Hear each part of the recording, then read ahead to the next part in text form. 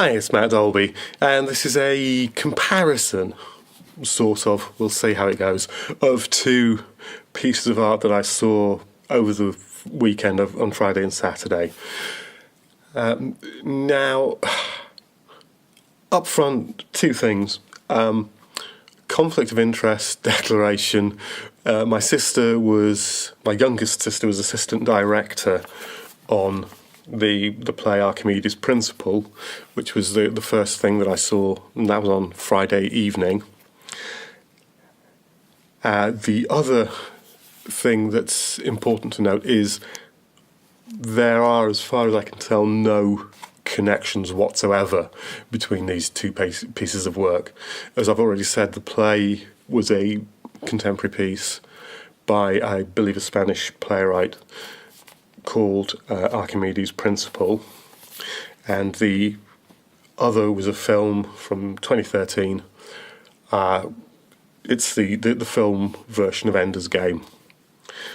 And I should, sort of as an additional note, say that I'm not familiar with the Ender's Game books, and I'm also not here interested in the controversy about the author's views on homosexuality. He seems to be a pretty loathsome man in some ways. That's not concerning me here. So the only thing these have in common is that I thought there were problems with both. One of the major problems with each of them is to do with the script, and I'll get to that. And the only other connection is that I saw them both within 24 hours of each other. And it was just as during a walk yesterday, on Saturday, when I'd at that point only seen half of Ender's Game, that I thought, okay, I'm going to try and compare these two. And that arose, I'd had a discussion about Archimedes' Principle on Friday, and then I watched the first half of Ender's Game, and I really didn't enjoy it. I had a significant number of problems, and I was walking around mulling those over in my head and thought it might be interesting to compare these two things, because really, although I couldn't wholeheartedly recommend either, if I were asked to choose between them, I would absolutely send you to Archimedes' Principle, and we'll see if that still holds true, and try to figure out some of the reasons why. I'm not going to try and make a moral argument that smaller is better, or that local is better, or that theatre is better, because I don't know that I can particularly stand those arguments up in any sort of meaningful way. But we'll see where we get to. But while I was sort of contemplating Ender, I had three principal thoughts. In fact, these kind of three thoughts were burning away in my head as I was watching Ender. And the first of these, which was dominant even once I'd figured out the answer to the question, was who does the principal actor, the actor playing Ender, remind me of? And I'm aware now, because I've looked it up, that is Asa Butterfield, who's been in quite a few movies. I really only know him from Son of Rambo, which is a much better film than Ender, and a much better representation of him as an actor, because he's really not asked to do very much in Ender's Game. There is some emoting, but pretty much all of the emotional scenes from any character in Ender's Game fall flat for any number of reasons. So this was bugging me for at least a third of the movie, probably a little more, until it suddenly dawned on me that he looks, in this film, very much like a kind of juvenile version of Jeremy Renner. And the fact that that bugged me for so long in the film, and that it was still a point of interest even once I'd answered the question, kind of shows how much attention I was actually paying to the movie, how much I gave a shit about what was happening on screen. Namely, not very much. The second principal thought, which was very sort of close behind the first thought, was that I really wished I was watching Starship Troopers, which is a much smarter film. It deals with a kind of fascistic society that's forcing its young people into military service that's largely militarized, and that is fighting, again, an insectoid enemy with which they can't communicate and don't really understand. It deals with that much better, much more smartly. And it also manages a lot better to have its cake and eat it, being a kind of action, horror, war film, but also a satirical commentary. Because those different elements are well integrated in Starship Troopers. And they are really not terribly well integrated. I mean, there's no satire as far as I can tell in Ender's Game. It's not smart enough. And where it wants to have its cake and eat it is that it wants Ender to be both a military hero, both to be the kind of wunderkind that he's built up by Harrison Ford's character. It wants him to achieve this military victory and succeed in the terms of the society in which he's based, but it also wants him to be the rebel, the maverick, the questioning hero who, if not makes amends, at least goes on to reevaluate the values of the society in which he lives. And I'm sure that's possible, but this film doesn't accomplish it. This film really is not bright enough to do that. So I'll have a little more to say about that, because really this second point, which was troubling me, and the third point, which was troubling me, kind of are interrelated. And it's because the third problem for me was it was problems with the script and the structure of the piece. Some of those may be due to the fact that this is from a series of books, and this is the first film, and I presume whether or not we see any sequels, the intention was to have further films rather, and I assume the series of books develops some of the characters and ideas a little further, or at least I hope so. So pulling those script and structural problems apart in a little more detail. The first problem is that Ender is a Mary Sue, and that I've already sort of touched on, by saying that it wants him both to be the military hero and the kind of pacifist, anti-society rebel.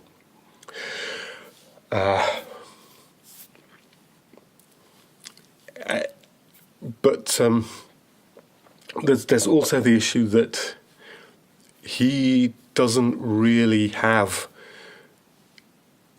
anything much of a struggle. There is his low point, which kind of hits at the sort of properly film school script, creative writing sanctioned point about halfway through the film, somewhere in the second act.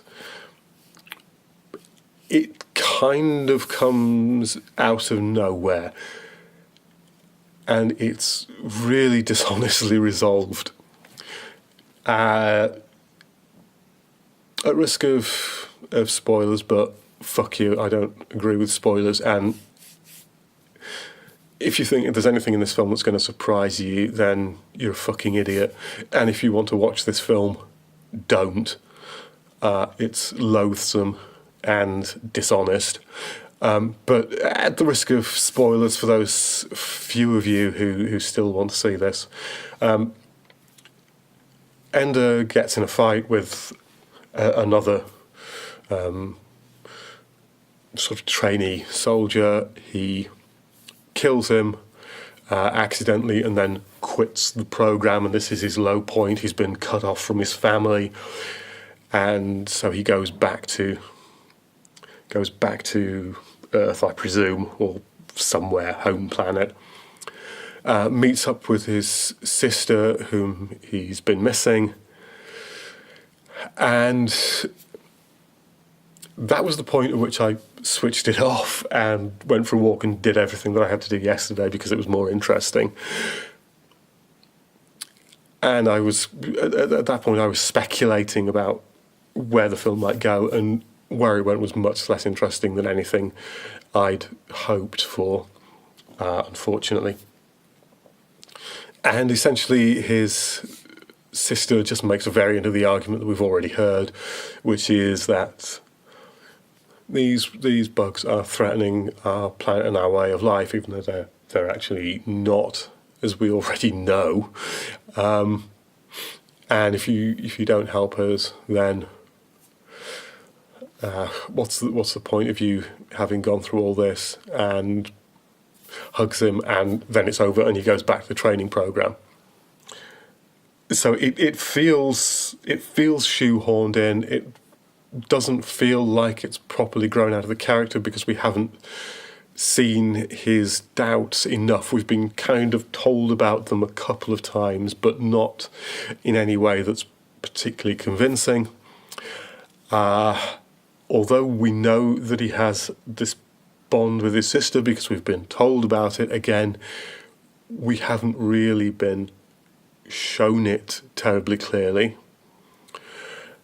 And again, the place on Earth that he's come to, we don't know about. We don't know much about his home. We haven't seen very much of it. We've seen some of his family life, but we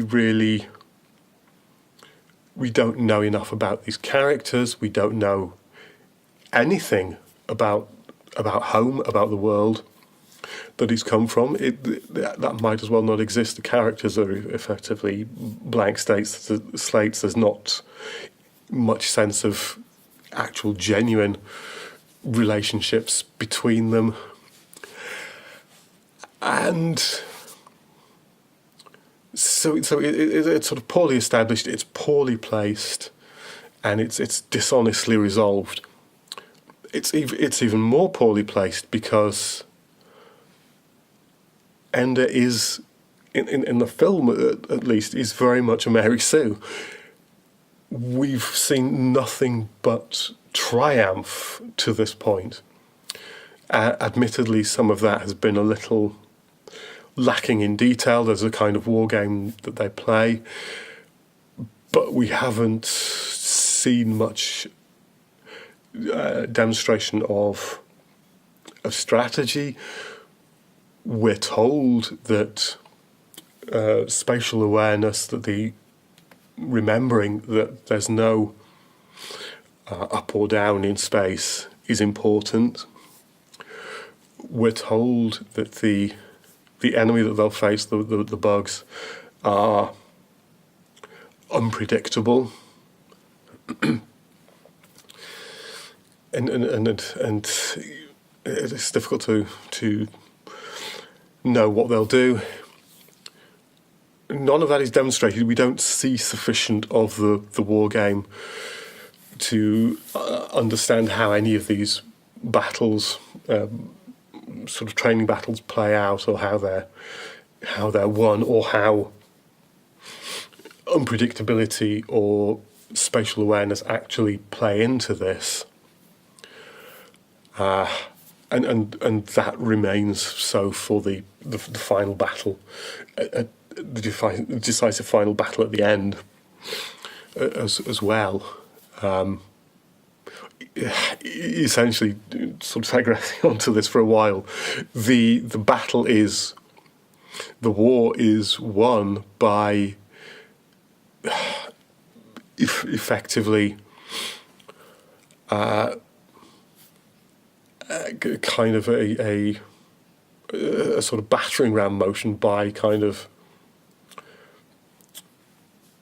a shielded group of troops attacking a defensive line. It's something that classical Greeks would have recognised, classical Romans would have recognised, that people fighting in the First World War in trenches would have recognised. This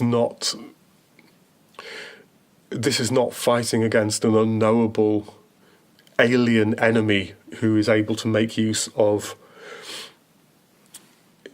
space without up or down. It's attacking a castle or an entrenchment or a defensive line or a city. It is very, very much a conventional sort of battle in that sense. So, but yeah, going back to Ender being a Mary Sue, we simply see him triumph,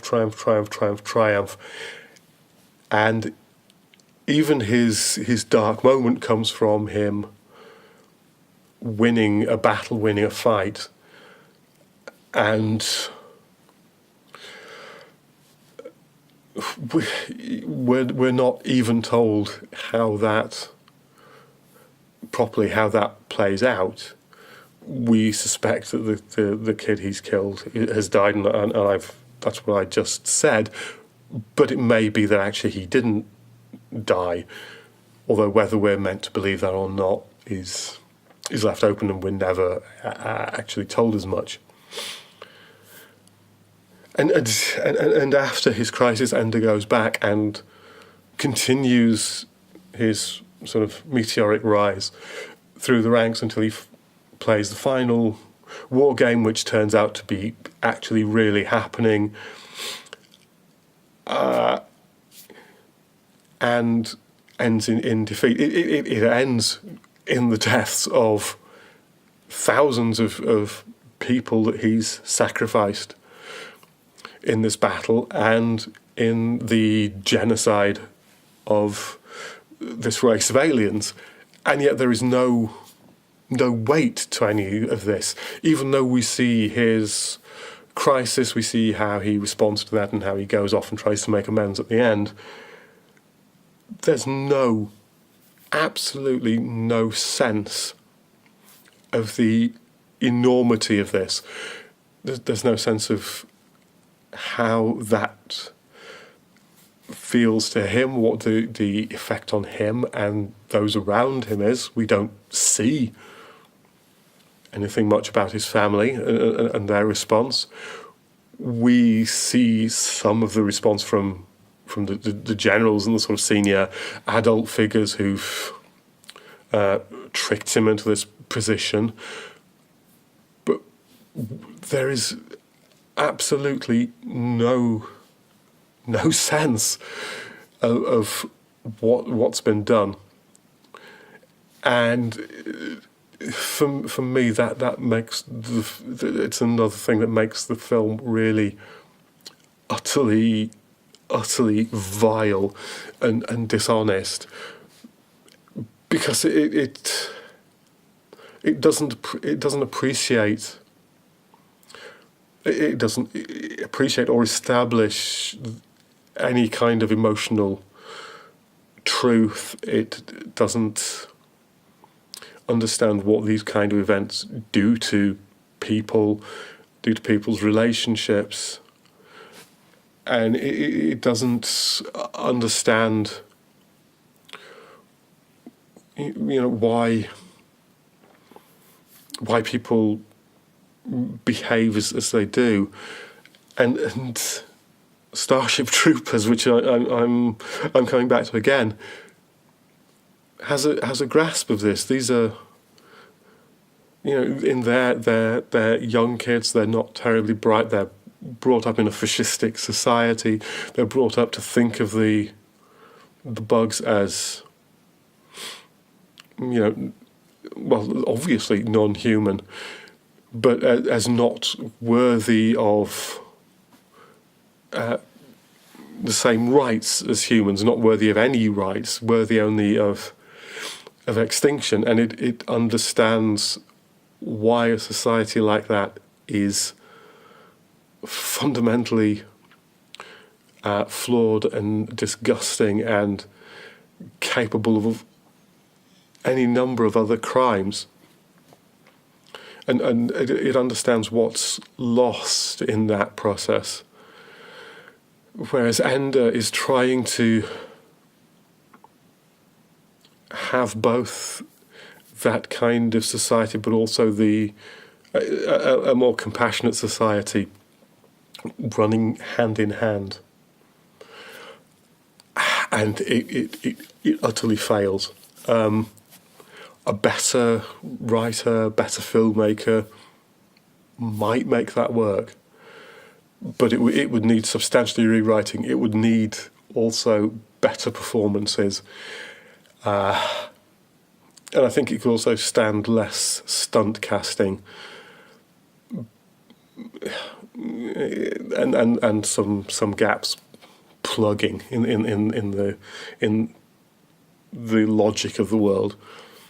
There's no particular reason, unless they're intended to be sequels and that character's going to be developed in some interesting ways, for Harrison Ford to be the character who is in charge of training. There's also no need, really, for the character in charge of training to necessarily have any involvement with the strategic prosecution of the war against the bugs. I mean, it makes sense that he's there, and if the training program is integrated with actual battles that happen, or at least it is in the last battle instance, then yes, you can see why there might be some overlap. It would make more sense, and it may be the case in the books, if there was a thorough integration and that all the training simulations, rather than the sort of battles between teams, but the battle simulations, if they were all actually happening and all involving actual people following the instructions of these children, that would make a little more sense, but that's never explained and doesn't appear to be the case. There's no reason for Ben Kingsley to be the kind of legendary fighter pilot who won a decisive battle early in the war. There doesn't really seem to be any reason for him to have been living incognito, for him to be involved in the training program. And even though it's explained, there doesn't seem to be too much of a reason for his kind of winning strategy to have been kept secret. And there are other issues. Female characters tend to be nurturing and sympathetic, whereas the male characters tend to be more action-oriented and more strategically minded. And in particular, the Asian characters are more tech-savvy, more kind of maths and science and technically oriented. So there's some very definite stereotyping going on. So that's Ender, and that's the summary of my real problems with that. Onto Archimedes' Principle. I had, and it's a shame for the symmetry of my arguments, I had two persistent thoughts while watching this. The first was that I didn't much like the script. I didn't particularly like the way it was written. I didn't particularly like the way it was structured. I'll come back to that in more detail shortly. I did like, the second thought that I had was that I did like the staging. I liked the use of sound, particularly, and light. It was very minimally staged. You had a sort of square taped off as the stage area. The actors sat to either side. In the centre there was an overhead projector, and short descriptive sentences were written on that and projected on the rear screen. They gave you something about one of the characters in the upcoming scene. There were other lights which were sometimes used and sometimes not. And there was sound. There was sound of a microphone being immersed in water and emerging from water, which was used during scene transitions. There was minimal staging. There was a bench that was used. There was a locker and some props. The two that were important was a wallet, which may or may not have been there and didn't really matter, and some swimming trunks. There were also in the two front corners of the stage microphones which weren't illuminated and which could be used for both some sound effects but also for voices off and for emphasising certain words and phrases.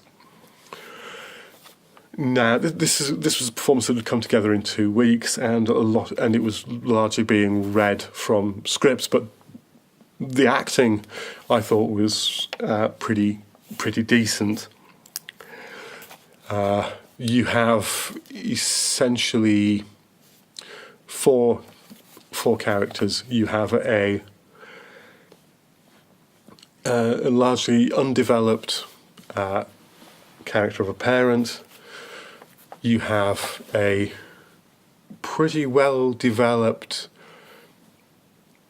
but slightly inconsistent and unconvincing in some ways centre manager for this swimming pool where the story is set. And you have 2 swimming tutors who are both sort of reasonably well developed, but we're not given a lot of background about them. And I thought, on the whole, the performances were fine. The strongest were the woman playing the swimming pool manager, the leisure centre manager, and the guy playing the parent, even though he had only one scene.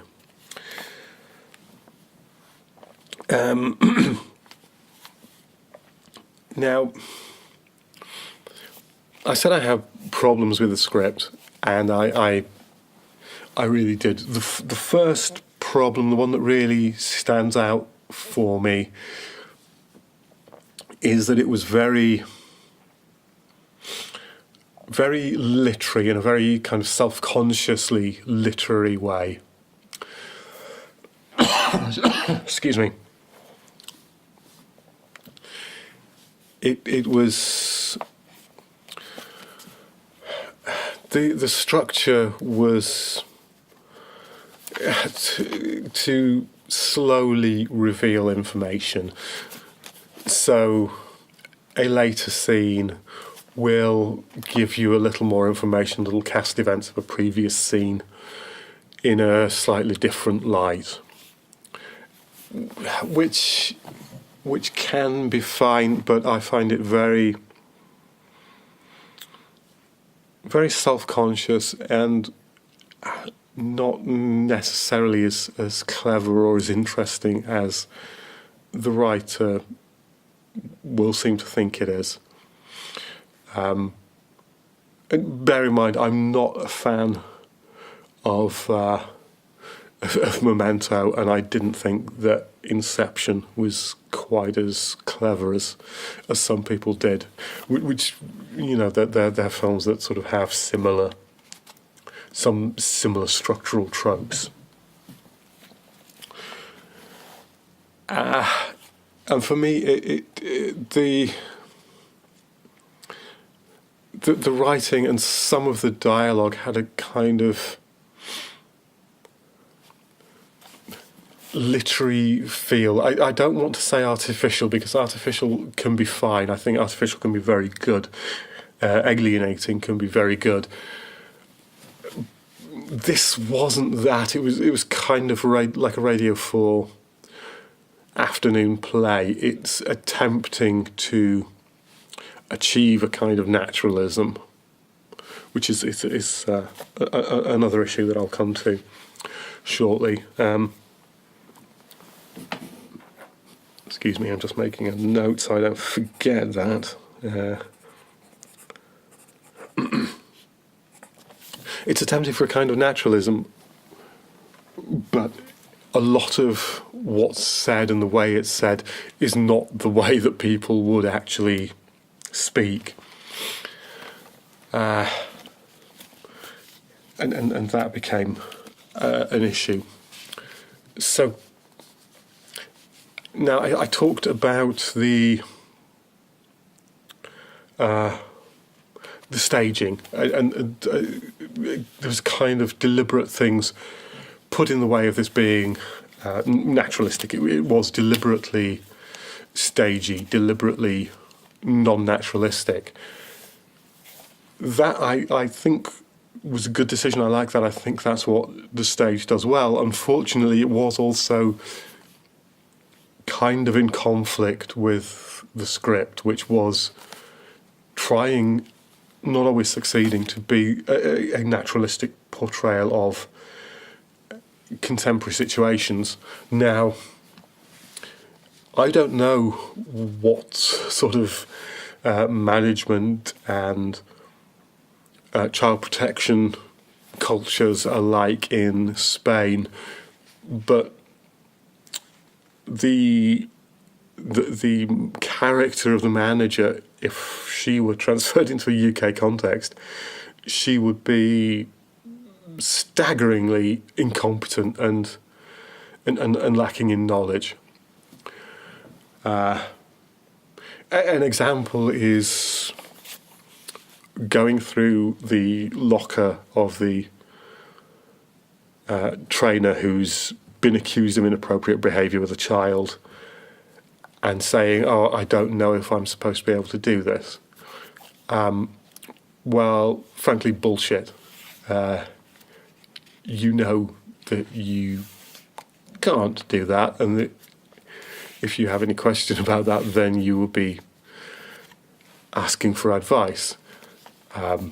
There's the fact that she's not automatically suspending them or calling in police. There are a few other things like that you know are really just basic kind of safeguarding and management principles that someone in that position, someone who is running a leisure centre that has swimming lessons for children, would be well aware of, even before you ever started the job. This would be basic training and basic knowledge. This is something that would be expected of you. So that was slightly unconvincing.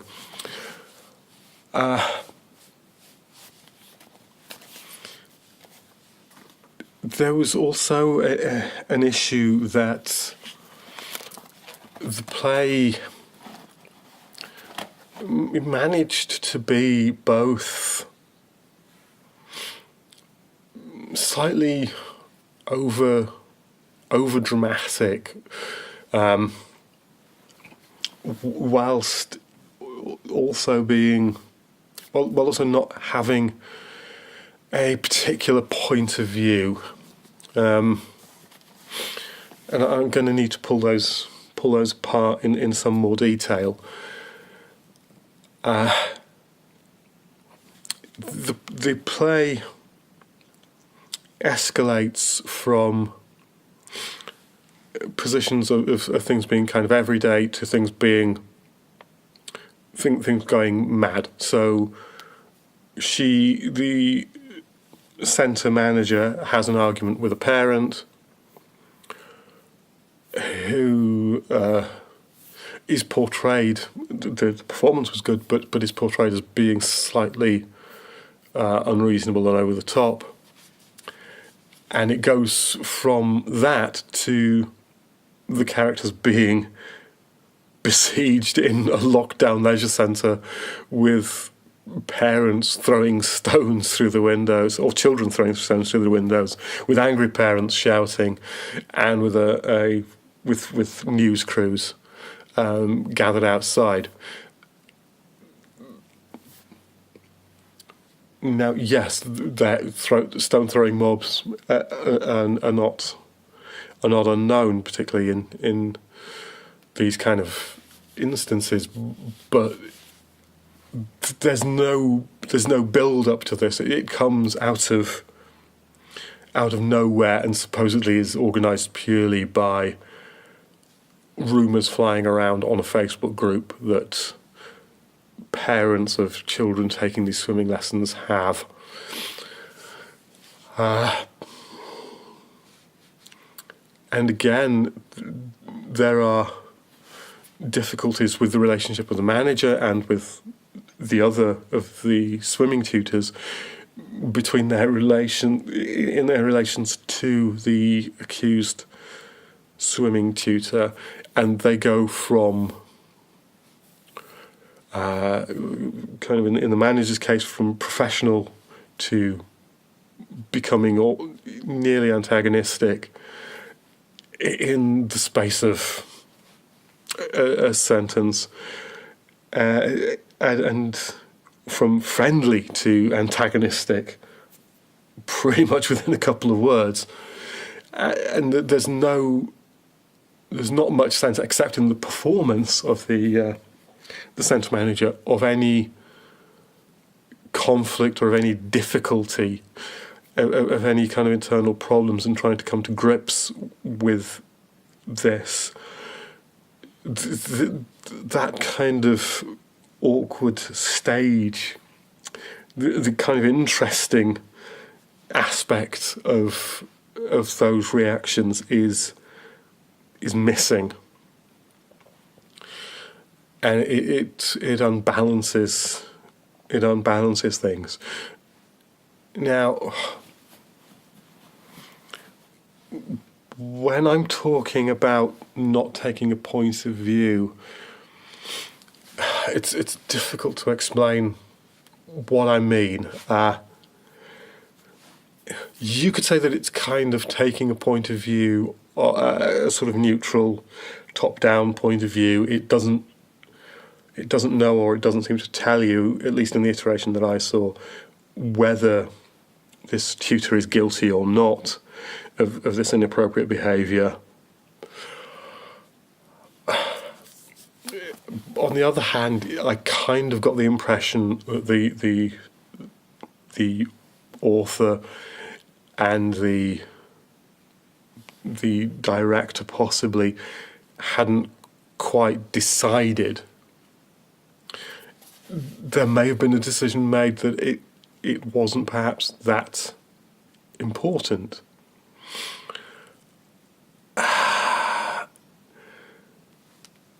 But yeah, there seemed to be no position taken on that, and what seemed to be more being concentrated on was people's reactions, people's responses, and the disparity between those, and everyone acting on a kind of lack of evidence, and how history and expectations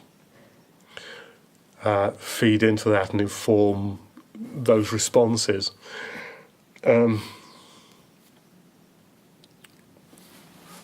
But it didn't really properly convince me that there was a kind of neutral viewpoint, because everyone was kind of acting in a very heightened way. You were going from nothing to stone throwing. You were going from friendship to antagonism, and so you weren't particularly following one or any of the characters. You weren't following the response of a particular group. You weren't seeing the response of the staff of the leisure centre, or enough of the response of the parents. You were hearing some of it second hand. You were hearing some of it from one of the parents in one scene. It might have been more interesting way of uncovering information, if you wanted to dole out the information in small packages in the way that this did, to have taken one position, either a position of supporting, being on the side of this accused tutor, and then slowly undermining it, and then perhaps restoring some trust, or to have taken the position of the parents, and again to have had evidence that seemed to support their position, then things that seemed to undermine and undercut that. And then playing across that, you had a sort of vague thing that had happened in the past to the centre manager's son, who we understood had died as a young teen, perhaps drowned. It was never made clear. I think that may have been in the full script. It wasn't clear how that illuminated or complicated anything that was actually in the script that we saw. It added some depth to the character, and it helped that inform that performance, but it didn't particularly help anything else very much. So that's kind of what I mean by it didn't have a point of view. For me, it wasn't properly distanced enough to be really a kind of neutral or a godlike perspective, an omniscient viewpoint, and it wasn't following a particular character or a particular viewpoint sufficiently. It felt really rather bitty.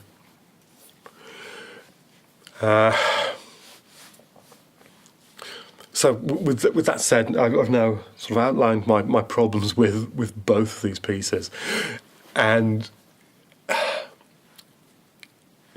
now comes the sort of difficult task of trying to compare them. I suppose there is a theme, which is how do we view childhood? How do we treat children? What is an appropriate relationship between adults and children, and the adult world and the world that children exist in? But it's not particularly addressed by either of these. In the case of Archimedes' Principle, there's an interesting element in that it's not terribly interested in children.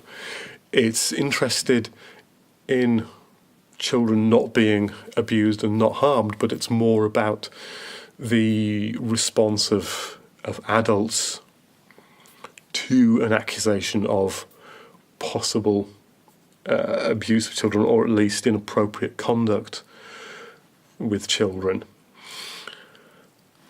And the children are, they're pretty much incidental to it, which is it's a fairly legitimate thing with a play about that subject, but possibly a little worrying in this context. The other thing, while with Ender's Game, I was wanting to watch Starship Troopers. After I came out of Archimedes' Principle, I was thinking, I really want to see The Crucible and the Devils now. I mean, both of those are dealing with false accusations, and it's not clear that it is a false accusation in this case, but those were the two things that were covering similar sort of subjects that sprang to mind, and which do it in a much better way than this does. With Ender's Game, there's a kind of much more legitimate debate that's much more integrated as to why are children being forced to do this? Why are they the best? What effect is this having on their childhood? It's not a debate that's held in any great depth, and there's no conclusion reached, and there doesn't really seem to be any particular condemnation of this. But it's a little more integrated. But really, other than that, they're not similar pieces at all. That said, although I have extensive criticisms of both, and although my positives for Archimedes' Principle seem fairly minor, there are at least positives there. I can't really think of any positives much for Ender's Game. It's professionally done. The sound is fine. The special effects are decent.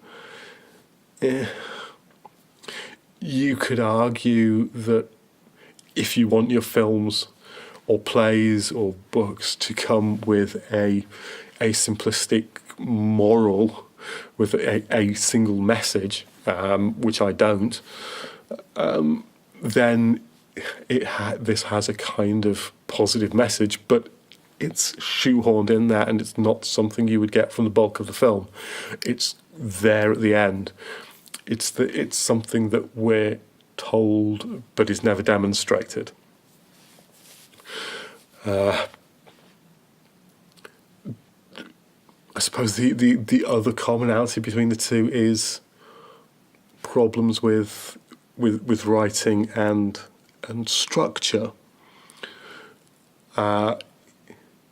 In Ender, it's that as a film, and again, this is leaving aside the books, as a film, it follows a sort of typical 3-act structure, and it has a lot of the character beats that you would expect, but they don't arise naturally. They don't feel genuine. They're very much kind of forced. They happen because they're supposed to happen at this particular stage. And actually, there isn't really any proper struggle for Ender, although he has all the moments that you would expect. He is a Mary Sue. He's the chosen one. He's supposed to be this genius strategist, this person who will win the war, and he is that, and he has an untroubled rise to that position. He doesn't appear to learn anything. So, although I don't like the structure, and I like things that go against this conventional 3-act structure, this film follows that structure very closely, but doesn't do it convincingly. It doesn't work, and it fails structurally and character-wise on its own terms, in terms of what it's trying to do. It's also perhaps ironic, although very common in Hollywood, that we have a film that's supposed to be about thinking about yourself and being a maverick and breaking the rules and being unconventional, that is so thoroughly conventional and machine-tooled and just dull.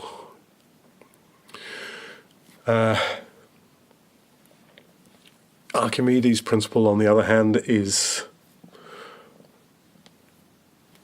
doesn't have a kind of 3-act structure. It has more of a play structure, more of a Radio 4 afternoon play kind of structure. There's some literary cleverness in trying to dole out information in small packages, and in having scenes that are not in chronological order. So you'll have an earlier scene that overlaps. You'll have a scene that chronologically would be earlier, that comes later in the script, that overlaps with a scene that you've seen previously, and that underscores how what information you've been fed so far may not be quite reliable, or other information will cast it in a different light, which I'm not fond of. Structurally, it was a little sounder. It was doing what it intended to, and it was accomplishing that, and it was fine. I didn't see a problem with it in its own terms. I didn't like it, but in terms of what it was trying to do, it was doing it just fine. The performances were fine. I like the minimal staging, the deliberate distancing effects. I like that kind of thing that makes your imagination work, that makes you concentrate on the performances and the words. Because you don't need this big illusionistic framework. You don't need to have everything done for you to be engaged with what's happening. And with Ender, pretty much everything was done for you, including people telling you what emotions were being felt, pretty much. And there was absolutely no engagement, which, exemplified by me trying to figure out who the hell Asa Butterfield reminded me of. And that was from very early in the film, and persisted, and it was more interesting than anything that was happening in the film, and that's very telling. And that, I think, is the major point of comparison, and the major reason that I would recommend Archimedes Principle over Ender's Game. It's that it was more engaging. Although it wasn't particularly taking a viewpoint, although it wasn't, in my view, going quite deep enough into these ideas and the problems that are thrown up, it was at least engaging with the ideas to an extent that it was raising, and it was sometimes doing so well, quite often not doing it so well, but it was doing it. It was engaging you. You were being drawn in. You were thinking about this. You were constructing the story in your own head, and you cared to an extent about all the characters. You could see aspects of them that were commendable, and aspects that were less so, and they felt, although they weren't brilliantly written, they felt much more like rounded characters, and it felt as though the story arose from the characters rather than being something imposed on them. And for that reason, it's better, and it's more interesting and engaging, and just much more worthwhile than Ender's Game, which, you know, I'm not sorry that I saw Archimedes Principle. I may have been a bit disappointed, I may have been critical of it, but I'm happy I saw it, and I would recommend other people see it. With Ender's Game, I fucking hated it. Even at the halfway point, I was like, I hate this world, I hate these people, I hate this writing, this is dishonest, and it's ugly, and it's trying to be it's trying to be clever, it's trying to say that it's calling this world into question, even while it isn't. And that was the core of my problem, that this was just it was just absolutely vile, and I wouldn't not recommend it to anyone. It doesn't question the things that it claims to be questioning, and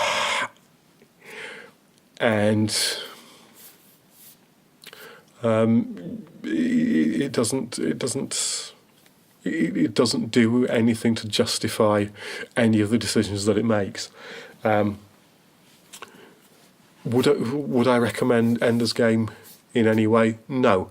I would heartily recommend that you avoid the fuck out of it, and that if you think you want to watch Ender's Game, don't. Go and watch Paul Verhoeven's Starship Troopers. It's a far better film. It addresses much of the same issues, and in a much better way. It's a better film. It comes a lot closer to being able to have its cake and eat it, and for better reasons. Which would I recommend between Archimedes Principle and Ender's Game? Obviously, I would recommend Archimedes Principle. It's far better written. It has actual characters who aren't just collections of tropes and stereotypes and points on a character arc, and you believe them and you care about them. Would I recommend Archimedes Principle on its own? It depends. If you like theatre, if you think you might be interested in it, yes, absolutely. If you go to the theatre a lot, then yeah, Sure, it's another interesting bit of theatre. If you want to see a good piece of work about